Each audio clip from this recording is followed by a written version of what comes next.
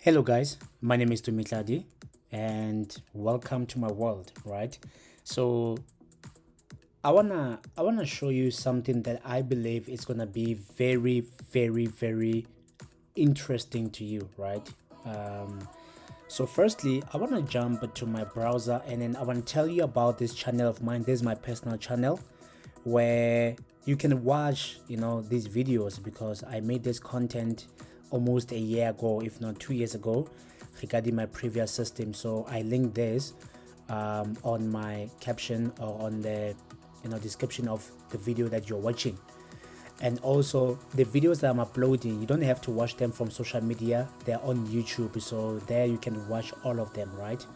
All right, so what is it that I want to talk about? I want to talk about something interesting. So we're going to talk about web, ASP.NET Core web application, right? There's something that I did.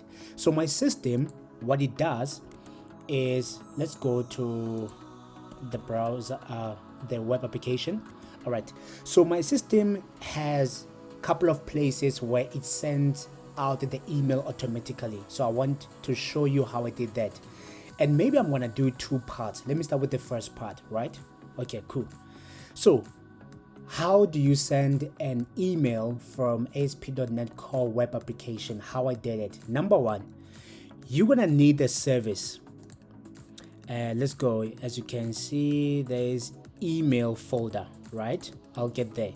Number two, you're gonna need to register it somewhere. Remember we spoke about the installers, that is just one line that's registered on the program.cs class, right? Or the program class, right? So now firstly, you're gonna need an interface. So that's what I have, an interface, right? My interface is gonna return a boolean, right? It's gonna be an asynchronous operation. The name of the method is gonna be send email async. So it accepts two or three things. Number one, who are we sending the email to? What is the subject and what is the body, right? This is interesting. And then I have the implementation of this interface because I am implementing this method. Here it is. So I'm using HTTP client, right? Then I say, okay, there's going to be an asynchronous operation that returns a boolean. So this is how I build my send email view model, and we need to talk about the view model. So let's quickly go to the view model, send email view model. All right, so I have a couple of properties here, right? Number one, I have API key, and I wonder now, I'm sure you're wondering to me, where on earth is this thing coming from? What's happening there? We'll talk about this in a second. Then I have a server, right? So this is the view model, right? That will make up an object ready to be sent, right, to a server. Then the server will figure out where to send an email to. And I'll talk about what the server is. That's why I have the server. And then we have from, who is sending the email? Who are we sending the email to? What is the subject and body? I think these three, they make sense, or these four. From, to, subject, but you need the server, and there's a reason why the API key. Okay, so I built this send email view model, right? I say, listen, the server is gonna come from credentials class.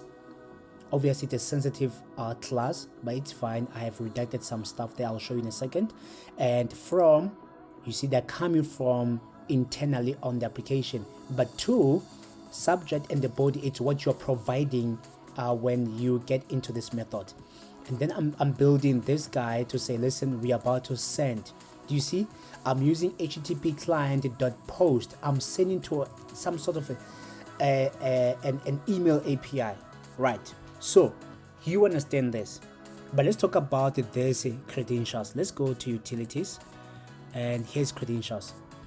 All right, don't worry, there isn't anything sensitive here, right? Okay, so for email, this is the focus. Number one, look at the server. So this is my server because this is license Henny Tips server, mail.licensehennytips.co.za, right? From, this is the email address that I'm using to communicate to my customers and clients. So I hope you understand. Now the API is a unique key that's been redacted Do you understand?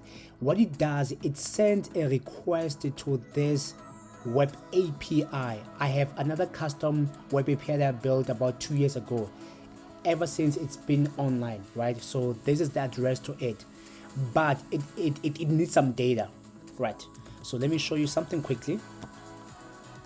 Like I said, this is gonna be two-part series. So let me quickly go to my GitHub, and then let's quickly go to my repositories. Okay, let's go to my repositories. The project, it's here. Email API. There we go. So this is the project. In fact, you see it's using .NET 5, not even .NET 6 or .NET 7, right? So this is something I created as a server that's already out there. I only gave it the unique API key. It has everything set up for it to release the email. So this is the project. It's a .NET Core project, but it's an API, web API.NET Core project. Do you understand? So this is where you get to understand the power of .NET Core web API. Okay, why is the code not running? It's load shedding. Please forgive me, because you know, this South African government. So the towers are down, and it's fine. Okay, so now you understand this guy. So how do you register these services, right? Let's go to the installers folder, and then let's go to the DB installer, and here email. There we go. So you just need to do this. That's how you register your services, and then ASP.NET Core system will take care of it, right? So who gets to send the email? That's happening on the register page. When someone registers the account, it gets to be triggered. So let me brush through this. This is a constructor. This is the get version of it, and this is the post. So the post, we're gonna check if what comes is valid, and if it's valid, we're gonna do all of this, we're gonna do all of that, we're gonna do all of that, we're gonna do all of that, and then there we go. This is the SMS. I don't want the S. Oh, this is the email. Okay, I should change this. This is incorrect. It's supposed to was email sent. It's fine. I'll fix that.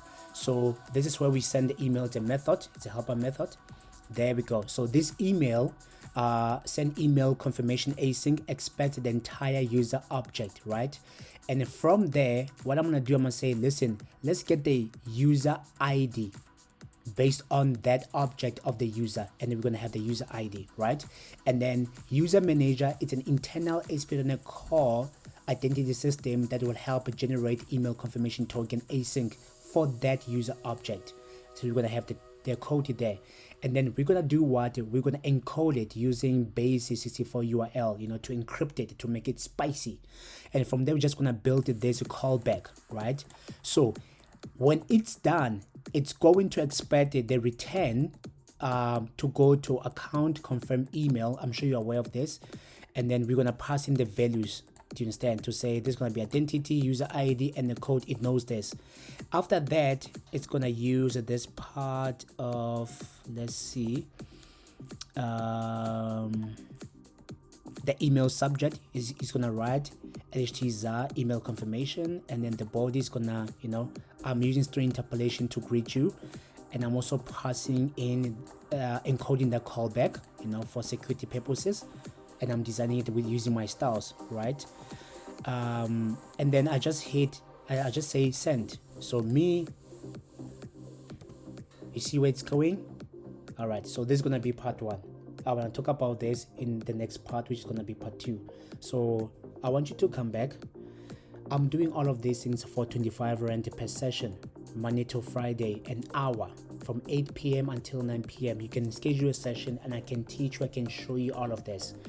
This is what I'm passionate about. Like I said, I'm gonna do part 2, and then so that I can wrap up on how does my system send those emails, right? Thank you.